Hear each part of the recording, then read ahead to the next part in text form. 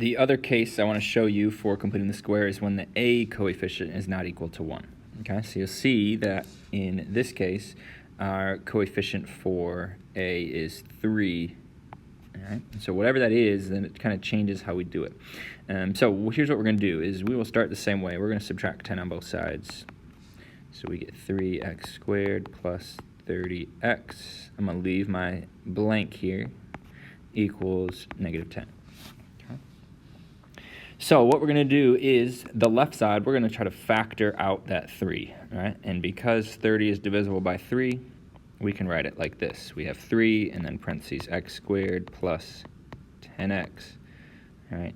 I'm going to leave my space, equals negative 10. So now that 3 is just going to hang out there, right, as we think about finding a perfect square. So if I need to add a number to create a perfect square, I'm going to take half of my b term, so 10 divided by 2 is 5. Square it would be plus 25. Okay. Now, most of the time, people would think, hey, let's put plus 25 over here, right? But that is not the case in this one, right? We need to, oops, let me erase this. We need to add 75. Can you see why we would add 75? The reason is because this 25 is in parentheses. So 3 times 25 is 75. So we need to keep it equal. We need to add 75 on the right side. Now, from there, the solving is very similar to what we know already for completing the square. All right, I'm going to rewrite this side. The 3 stays out front. X squared plus 10x plus 25 is a perfect square. That is x plus 5 squared equals negative 10 plus 75 is 65. Now before I take the square root, I'm going to divide by 3.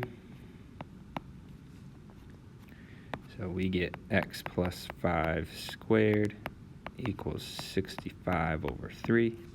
And we finish just like we have the other ones, square root, square root.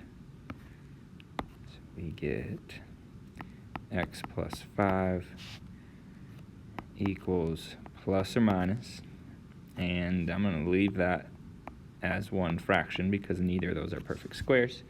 And then we subtract 5 on both sides, and we get our answer of negative 5 plus or minus square root of 65 over 3.